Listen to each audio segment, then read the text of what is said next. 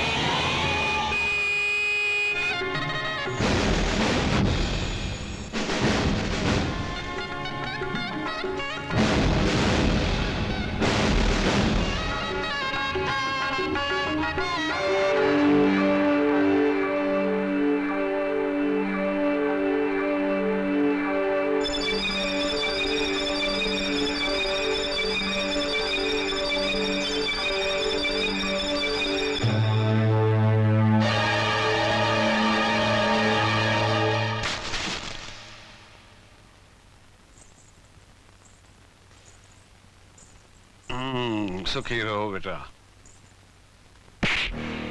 बेईमान, तेरी ये हिम्मत!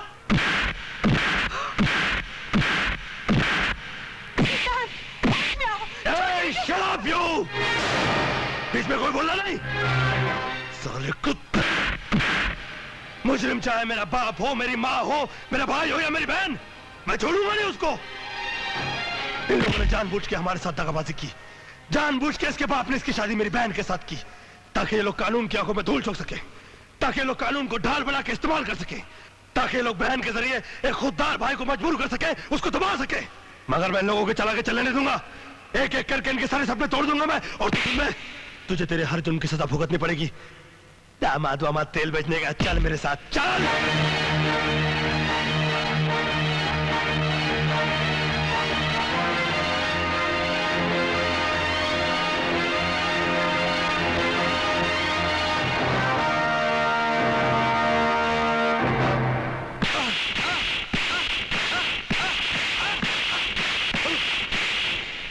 कमला ट्रांसपोर्ट का मालिक तू ही है ना? हाँ। उसमें तेरा ही माल जाना था ना? हाँ।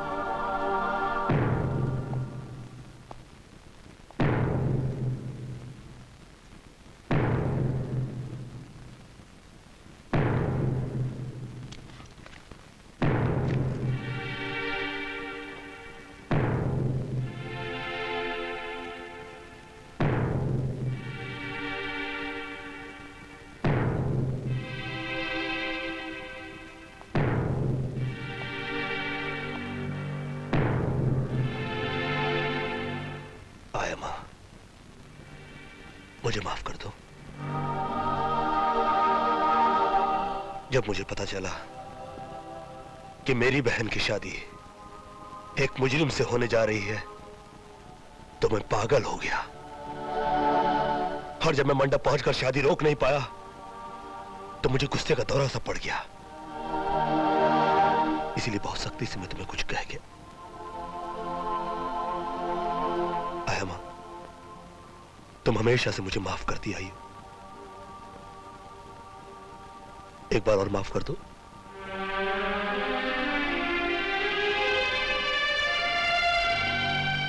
और अगर माफ ना कर सको तो मेरी गलती की सजा दो मुझे, मगर इस तरह खामोश खड़ी मत रहो।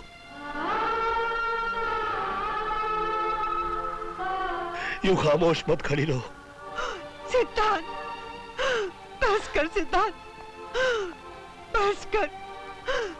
तुम्हारी तरह पांव पर गिरने वाली बेटी तो जन्म देने वाली माँ को भी मुश्किल से मिला करते। मैं तुमसे नाराज थी ना, इसमें दोष मेरा भी था, क्योंकि मैंने सिर्फ अपना ही दर्द याद रखा और तुम्हारा दर्द भूल गई। आओ, हम दोनों एक दूसरे को माफ कर दे। सिद्धांत,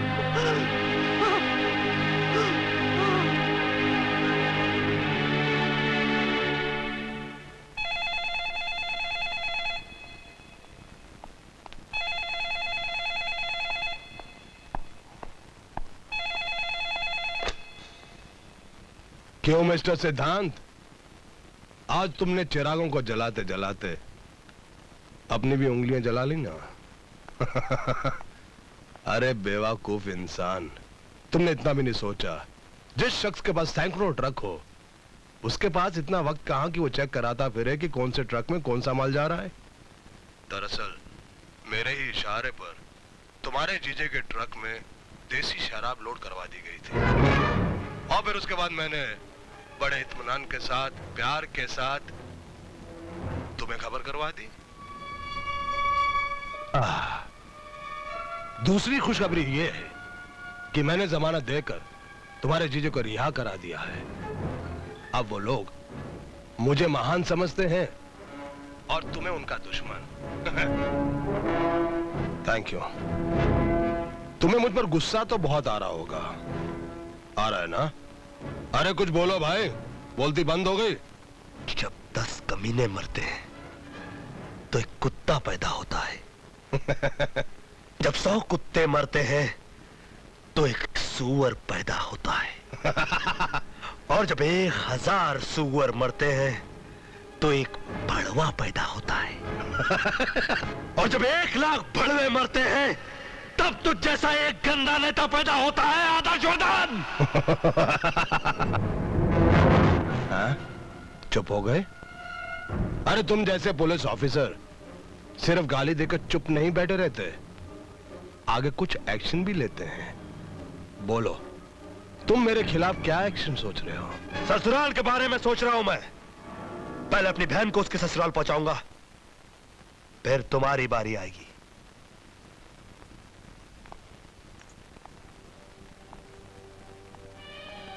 मैं जानता हूं तुम यहां किस लिए आए हो। पहले तुम अपनी गलती की माफी मांगोगे ताकि तुम अपनी बहन को यहां छोड़कर जा सको। ये याद रखो, ये मामला इतनी आसानी से तय नहीं होगा इंस्पेक्टर। एक इंस्पेक्टर को अपने फर्ज के लिए जो कुछ करना था वो तो कर गुजरा। अब एक भाई को अपनी बहन के लिए जो कुछ भी करना पड़े वो भी करूंगा। तुमको मेरे बेटे से माफी मांगनी होगी। मांग लूंगा। सिर्फ हाथ जोड़कर नहीं, पांव पर गिरकर माफी मांगनी होगी। वो भी करूंगा।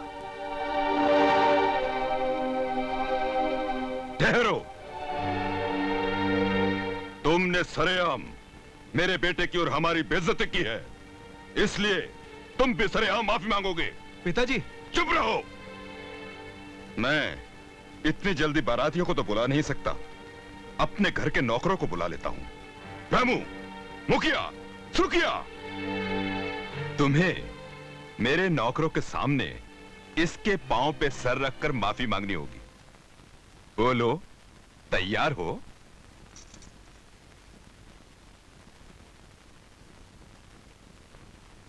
सुहाग के कंगन का वजन राखी से ज्यादा होता है। मैं तैयार हूं। नहीं, ये तैयार नहीं है। नहीं भैया, तुम ऐसा मत करो। तुमने तो गलती की थी, मगर ये तो जानबूझकर गलत कर रहे हैं तुम्हारे साथ। अपने भाई को इतना ज्यादा नीचे गिराने से तो अच्छा मैं ये समझूंगी अपने गले का मंगलसूत्र उतार कर फेंक दो। चलिए भैया, बिंदिया, चलिए।